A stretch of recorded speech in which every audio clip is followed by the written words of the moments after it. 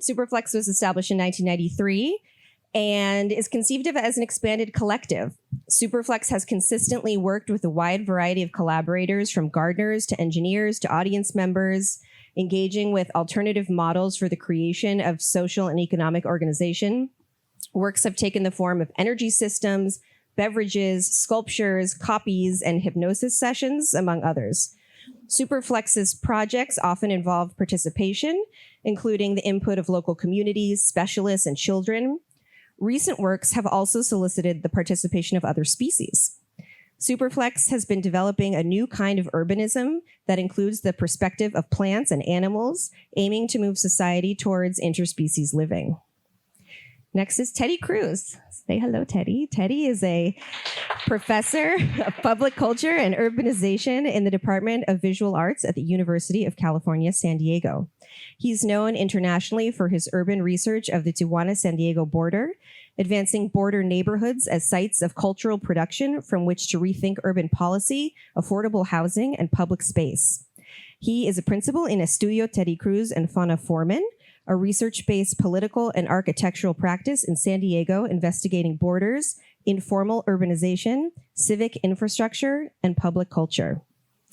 And lastly is Aron.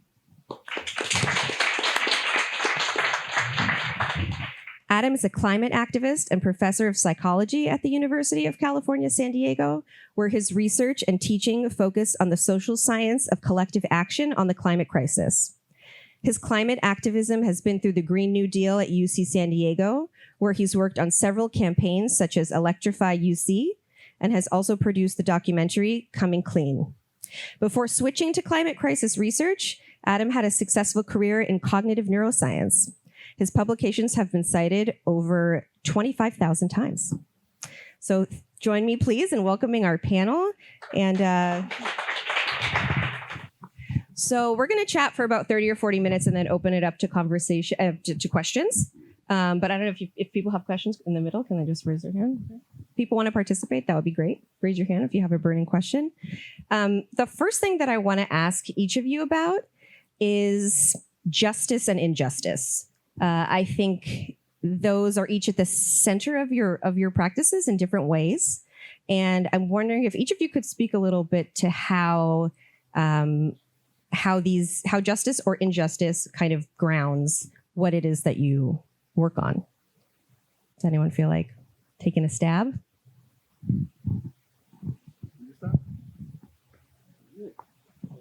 Don't be shy. That's a hard question. Thinking of rights of nature. Okay. Yeah. Hello. My name is Jakob.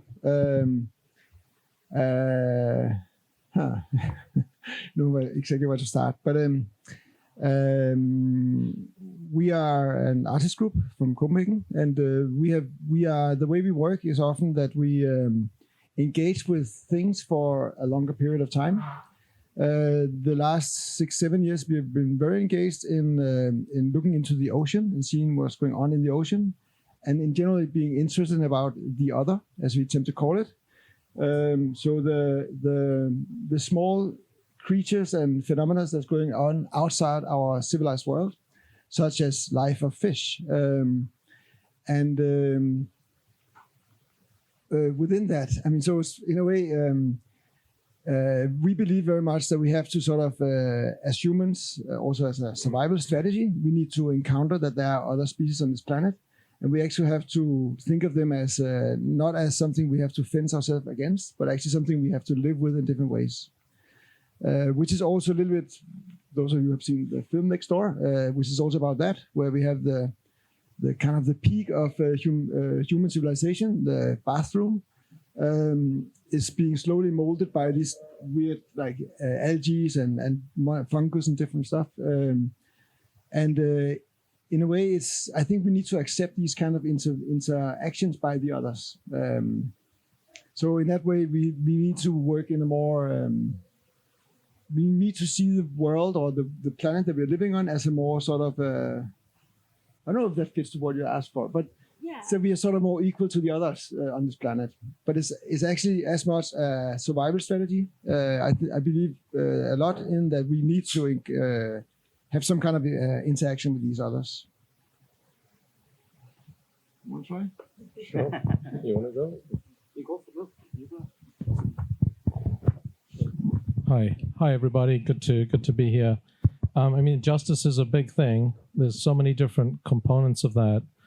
There's the sort of justice as concerns the global north countries that have done most of this damage. United States has emitted 25% of all the 1 trillion tons of carbon up there is from this country historically. There's justice in the sense that this problem is really one of affluence. 1%, the richest 1% of people are responsible for double the emissions of 3 billion people. And so there's that. And then there's justice as it concerns fossil fuel workers, natural gas workers, fossil gas workers, millions of Americans and hundreds of thousands of people in California are implicated in basically jobs and activities that are damaging our biosphere irreparably. But we have to find ways to have a just transition. So justice is very important, thinking about them.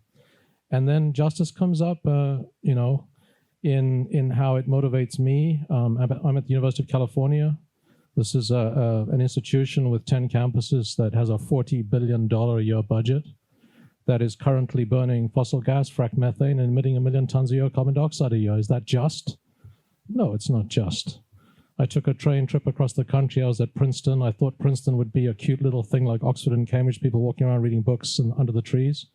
6 million square feet of construction going on at Princeton now, while Princeton University endowment, $30 billion, continues to burn fossil gas to power its campus. So justice concerns complicity, and it concerns our proper sense of outrage and the necessity of compelling the decision makers and the people that are in a position to destroy our world to either continue doing that or do something different. So it really motivates me, and I think injustice and the feelings of injustice and indignation are absolutely critical. Wonderful, and that's really ultimately what should mobilize us. That's the reason the question is not that difficult. In fact, it is injustice what we need to confront head on, whether from the world of art or ultimately in the context of policy or governance, or to rethink really the value of education, to really reveal the invisibility at times of what these concepts might really suggest. I mean, I'm interested in the idea that conflict, urban conflict, is what should be revealed and visualized. In fact, urban conflict, which reveals injustice, the institutional mechanisms that have perpetuated need to be what organizes our agenda, our procedures, our commitments to scholarship and beyond. So urban conflict is a creative tool, at least from the standpoint of the center that we co-direct. I co-direct with Fona Foreman at UCSD, the Center on Global Justice, because in fact, we occupy one of the most contested regions in the world. Not maybe barely 30 minutes away from where we are standing, we find some of the most impoverished informal settlements in the entire world. The radical proximity of wealth and poverty between San Diego and Tijuana has become really for us the platform to really tackle these issues. So yes, and in that sense, we see this region, and Jakob, since you are visiting, we see this region as one of those global hotspots to really elevate this possibility to really rally our own fields, creative fields, to really tackle what we loosely call injustice. I'm very interested in Adam. Implicitly, we've been in discussion, all of us who really believe that this is what should mobilize us in the context of climate catastrophe. So climate justice, learning from you and from my partner Fona Foreman, should be about redistributing responsibilities. Because as we know, the most radical impacts of climate change really are experienced by communities in the margins. And again, just because laws exist doesn't mean that they are just. So I think that we're talking about opening up the possibility of structural reconfigurations, where you began with initially. In fact, sometimes as an architect, I tend to suggest that in a suicidal way, that the future of the city at this moment does not depend on buildings, but in fact on the reorganization of socioeconomic relations, all organized by that premise. Thank you so much. This is why I wanted us to have this conversation. So along those lines, what's also distinct about all three of you is that not only are you very active in at an academic level and a theoretical level, but you're also making very practical. You're working very practically. You're implementing things that you believe in, and SUPERFLEX is as well within the realm of art. And so I wondered if each of you might sort of share kind of how you put into practice, some of how you put into practice some of the work that we are discussing, or the responsibility that we bear as individuals and as a society. I can do it. I agree a lot. I mean, the way we work is we are aware of this injustice, and also with the impact of climate change, it will even be worse, and we will see the amount of refugees we saw in Europe will be just like, I don't know how many times up, but it will be a lot more. So obviously these things hit very uneven. I think for maybe our focus is mainly on this idea of that we actually, as a society, as human, we are facing an existential crisis, and I think to work with that, I think we need both like artists to work with it, but also we need other kind of input to sort of change our mind. I think that's a part of it. I think what we try on a practical level to do is to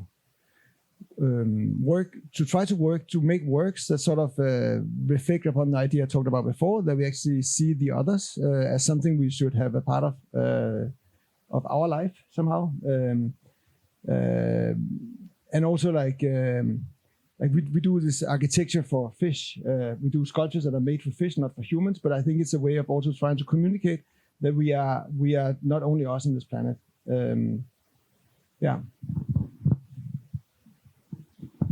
What's the question? Like how we? Just thinking. I mean, just sharing sort of how you put into practice the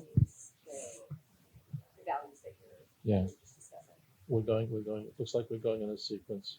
Yes. You want to break the sequence? We can break the sequence. We'll break the sequence. Okay, we'll break the You sequence. get crazy. Well, I should learn from your efficiency to get to the point very quickly.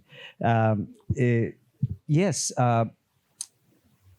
One thing is really about how dissatisfaction with, how would I call it, institutional representation. I mean, we work at the university, and at times I've, initially when FONA founded the Center on Global Justice, we wanted to call it the Center for Global Justice, but the university advised that for was a little too much about advocating, that it should remain neutral.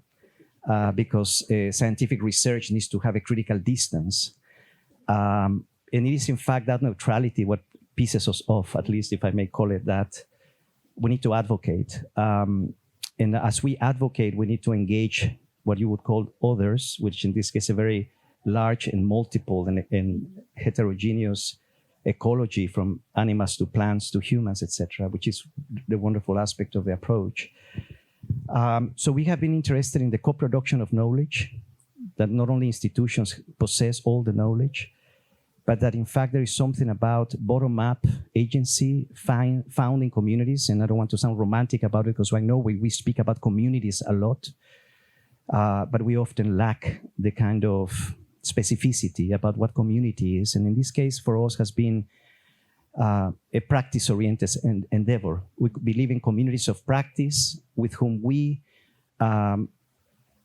produce new coalitions, let's say, of knowledge. So in essence, just to get to the point, one major project that we have advanced at UCSD is called the UCSD Community Stations, which are a network of public spaces located on both sides of the border, where education and research is co-produced with grassroots organizations working in the margins and in the trenches, really in the context of, again, the impact of climate change. These are places, we call them sanctuary spaces, not only because we believe that more than ever, it is social and environmental justice issues that need to converge, but really it's about a distributed university where again, the co-production of knowledge, understanding the priorities of those communities where injustice has happened, can be brought into the university to help us reorganize our research agendas and getting more specific beyond that sense of neutrality. Finally, one thing about the project is that we discovered at some point, beginning with the fact that it is a collaborative education and research model between university and community, but that in this case, it was not a university just coming to visit communities, just to use them as objects of research or of measurement and then retreat.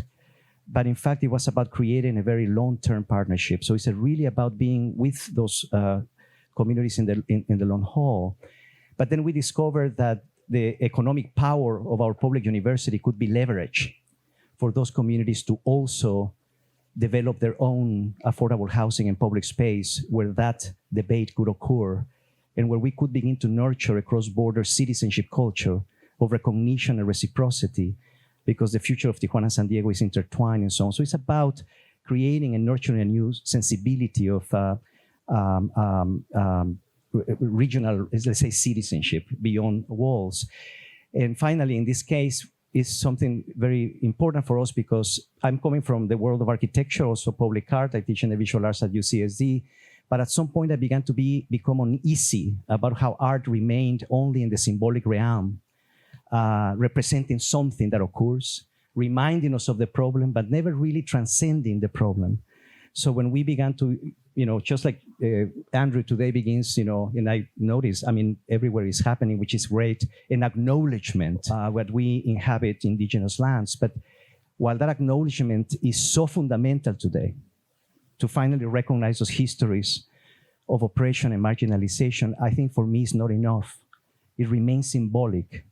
It is only until we begin to redirect resources to those communities that have suffered those histories so that they can be in charge of their own modes of productivity and agency in that sense, then everything will remain on the surface. So when we realize that the university's economic power could be leveraged, this is to end my statement, for those communities to own their own spaces, their own neighborhood-based infrastructure, things began to change in our practice. So justice began to be specialized.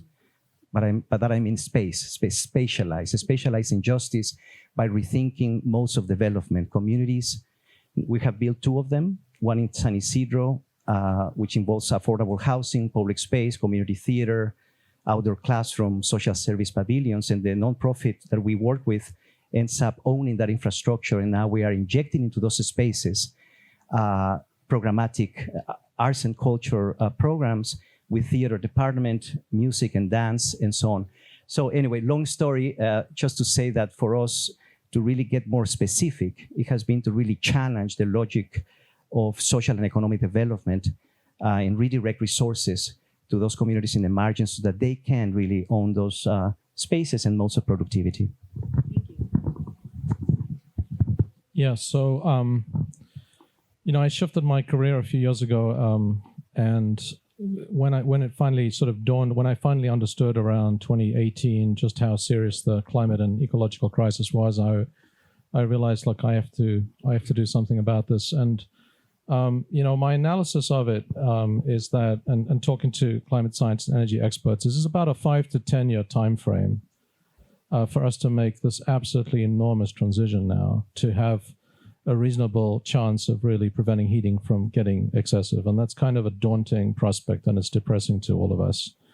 And obviously in California, the renewable energy and the energy transition is unfolding, but it's not unfolding anything like the speed and scale of what's necessary.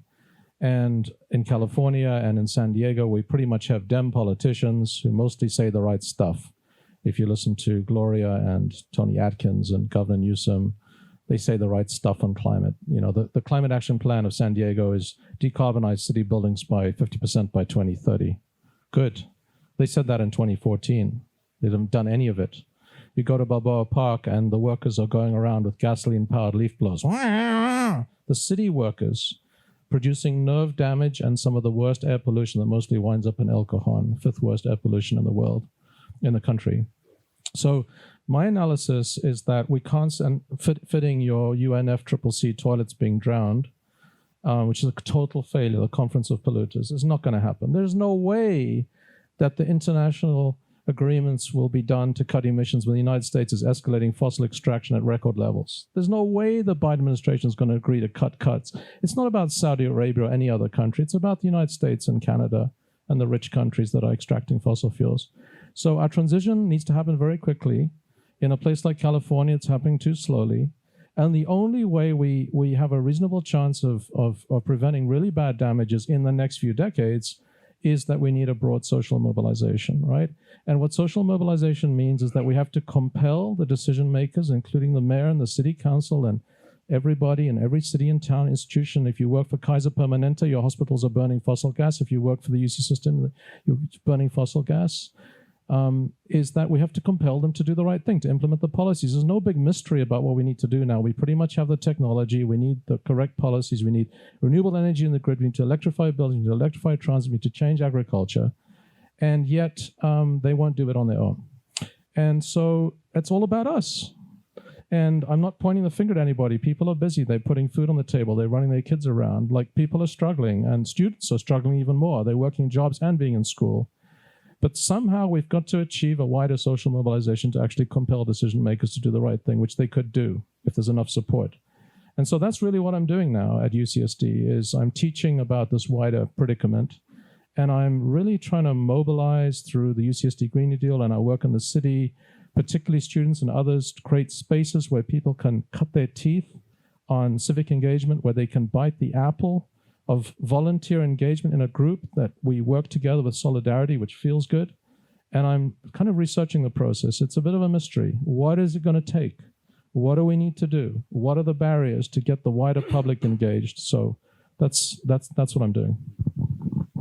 Maybe actually we just spoke briefly about it before. I mean, coming from Denmark, which we had this little conversation where it's actually the same. I mean, it's the same feeling of the politicians. Even we are a small country, there's a huge trust in the government. I mean, people obey orders when they say something. Sorry, but still, I mean, it's the same feeling. I mean, the politicians say the right thing, but they don't do it.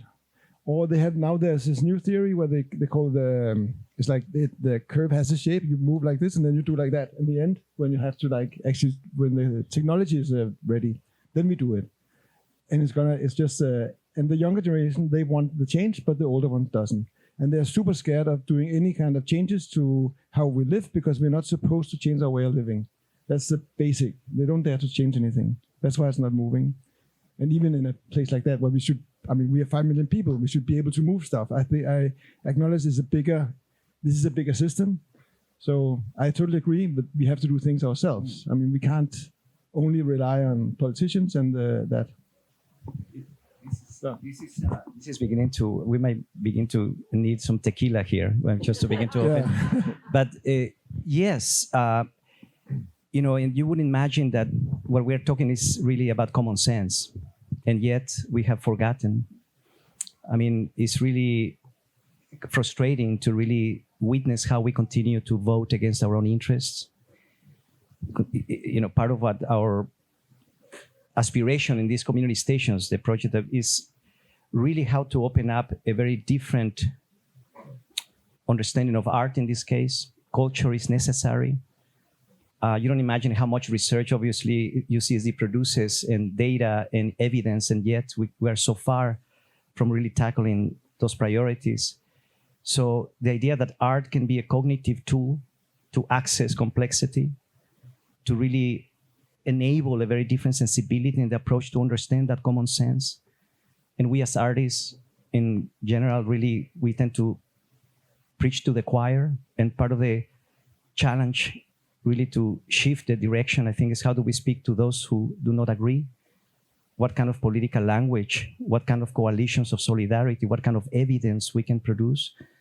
And I think that education has a role in this case. And I wanted to expand on that because that's the point of departure, at least for our work at UCSD, meaning the Center on Global Justice, to really begin to construct those coalitions from the bottom up in shaping new voters, in this case, if I may call it, to really rally and push towards those agendas. But the true journey that is always not given enough attention is how that sensibility begins to trickle upwards to transform institutions. Who curates that interface between the artistic gestures or the messaging and knocks on the institutions to advocate so that policy can be transformed? Last night, I was in a discussion where Senator Steve Padilla from California was talking about reminding everybody that it's just in the Salton Sea. Beneath the Salton Sea recently, it's been discovered that a third of the demand for lithium is buried. And all of a sudden, many corporations are running to really buy the land, which had been forgotten for a long time. I mean, these are places where very poor communities live. And for a moment, I was wondering, I asked a very naive question to Steve Padilla. I said, is there any public mechanism that can allow the, being able to own those resources? Why does it have to be that in our country we continue to perpetuate an idea of the American dream as promised by hyper-privatization and the privatization of resources? Because if the state of California, through eminent domain potentially, and this is maybe, I'm saying this because you come from a very progressive country where social safety net, where collective sensibility to understand what is at times, at the end of the day, common sense can rally an entire community. I'm generalizing because I know that things are different now in Europe altogether. You are equally as scared of immigrants as we are in this country, which begins to shift that cohesion. Nevertheless, if we were to own those resources, just like Medellin, Colombia, owns telecommunications, water and energy utilities, and a lot of that is reinvested into the conditions that matter, then it would be very different. So as much as we perpetuate that taxes are evil and that public institutions or government is the problem, I think we cannot move the needle. Green New Deal, a lot of people pay attention to the green of the equation, but never to the New Deal, which really is about completely restructuring and recuperating a public imagination that invests, in fact, in our collective well-being. Thank you so much. So before we open it up to questions, I just want to, that's actually a really good segue to sort of just get back to SUPERFLEX for a moment, because I think one of the things that you do so well is that you really open up a space to change consciousness around these issues. Like, as you were saying, you try to create a social sphere where the sort of hierarchy that we've created between human beings and other species is disrupted. And that, that's one of the ways we can change our consciousness when it comes to how we use or dispose of resources, how we move through the world. And I just wanted to ask if you could tell us a little bit about some of the other works that are not in this exhibition, but that are really exciting. I have in my little notes like Interspecies Assembly and As Close as We Get, and the Reef Project. I think would be incredible for people to know about.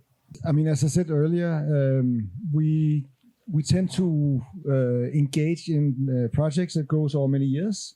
So we have for the last 6-7 years been very focusing on the ocean and trying to understand. I mean, there's like some people are very obsessed about going to space, but in fact we know very little about the ocean. So we are very interested in what's going on in the ocean, and in order to do that, we have been collaborating with different scientists. Among those, one Alex Jordan from Max Planck Institute in Germany. And what we've done with them is like trying to make different sculptures or hard surfaces that are shaped differently, and then we monitor them with GoPro cameras and we see how fish moves. We can't really ask the fish what they want, but we want to make sort of houses for the fish. These are in the ocean. They're in the ocean. So one of the reasons for this is that in the ocean around Denmark, we have a lot of ocean. We have been stone fishing for the last 100, 200 years. So we took out equivalent to the size of Copenhagen, which is the capital in Denmark, amount of stone. And what we know from science is that we need hard surfaces underwater, because otherwise it's like a desert. Nothing can actually attach to it. So slowly the ocean around Denmark has been sort of, not only because of that, also because of the heavy farming, But also because of the stones, there are no places for the fish to live or other sea creatures. So we made this kind of bold idea that we wanted to sort of implement, again, these 50 square kilometers of stone reef around Denmark, which then we meet a lot of regulations, of course. You can't just do that. But we are sort of trying to move in that direction. So what we do with the ocean is always trying to encounter the other's view, which the fish we can't ask, but we can sort of monitor, we can look at it, and we can try to understand. Yeah, so we didn't, I mean, so it's all about like, and it's in a way it's, so we make sculptures that are not for us, but for other species. That's one of the projects. Well, maybe we should let the people ask you their questions. Yeah. Yeah. Any questions? Do we have a wireless microphone? No. All right, you're gonna have to step right up or yell. I guess, yeah. Sorry. You mentioned a common sense proposal of harvesting the lithium under salted sea. I want to understand what that common sense proposal would be, and then everyone put it. No, I meant, well, common sense was in a different area of my fragmented response or commentary. I was just saying the tragedy that we don't see whether the understanding of the political structures to the social ones, we never see them filtered through common sense. But what I was saying about the lithium that is buried in is that it would be great that there were public mechanisms to understand how the public could remain owner of those resources, because Steve Padilla was saying that already a lot of corporations are trying, and industry is trying to buy land to be able to own those resources.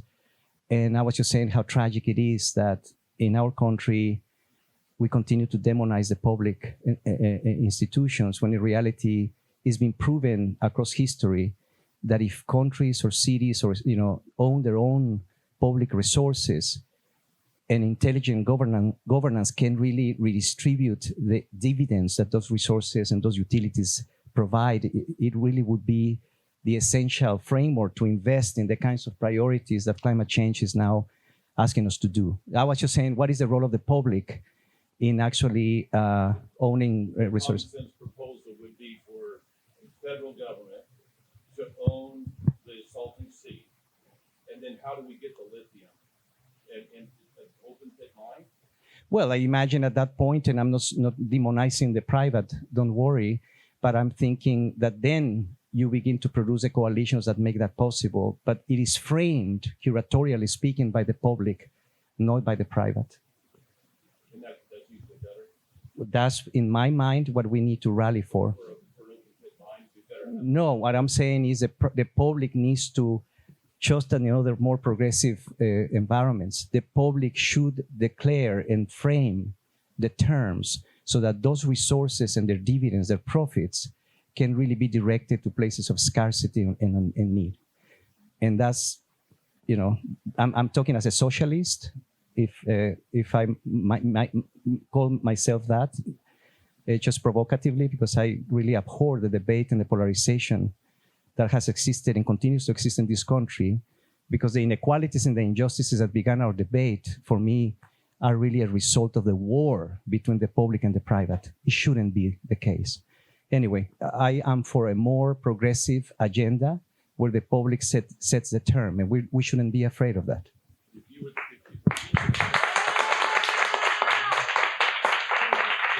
Sorry, there'll be time to chat more after. Yes. Well, I mean, I think some of the scientists that we're talking to, they also say that, well, when everybody is sort of, it's like the end of the world, right? But they will reply, no, it's not. There's a lot of life going on, and life is very resilient.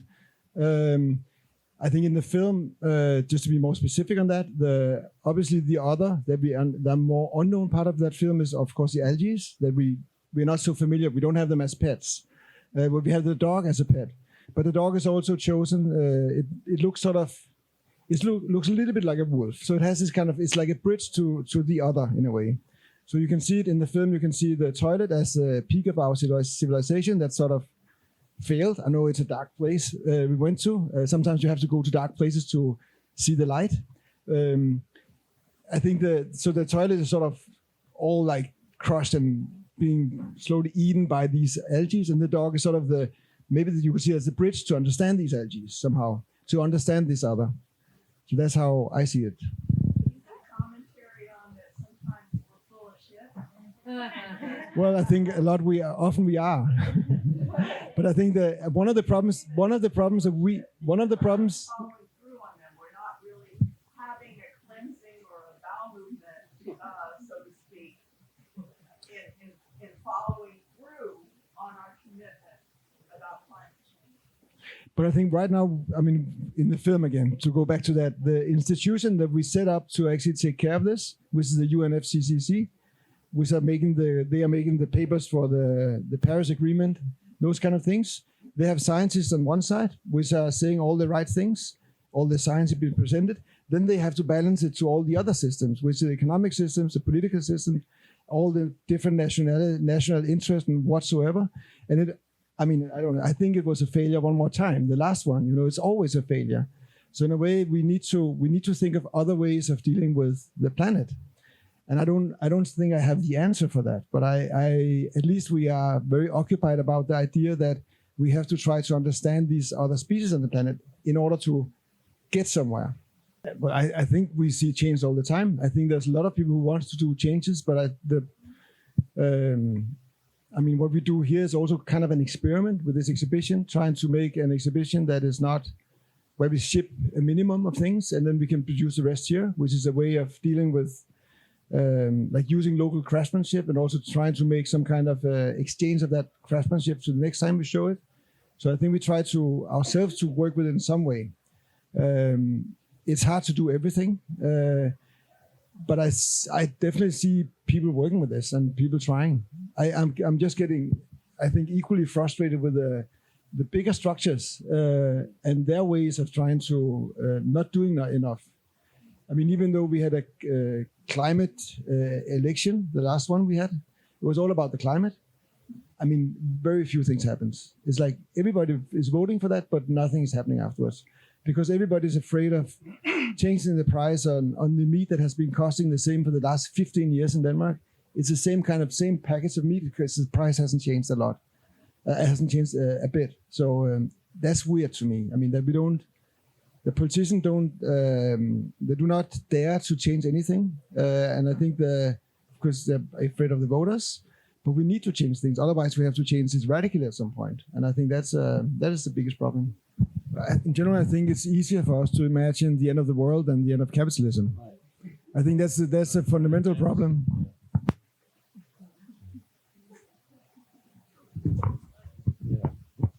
Yeah, it's a great question, Andrew. I mean, I think it was Noam Chomsky said, the urgent need for climate stabilization means we have to do this transition under capitalism. Capitalism has long been compatible with market interference, industrial subsidy. And so that's kind of an optimistic take from someone who spent his whole life fighting capitalism. That's kind of the New Deal reference. We could, in fact, make the investment. Look, the federal government conjured up $4 trillion in 18 months during the pandemic. There is no shortage of money. There's a shortage of political will to which it's put. But of course, even if we had this massive investment, it's kind of daunting to think about Denmark as fully there, but not really doing it, right?